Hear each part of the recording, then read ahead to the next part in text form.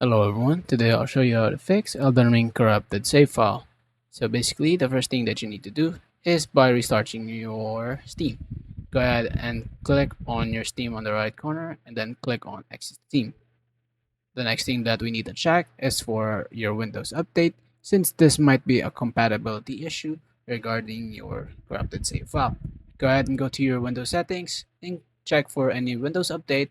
And if you do, please go ahead and install and download your new Windows update. Once done, go ahead and relaunch your Elden Ring.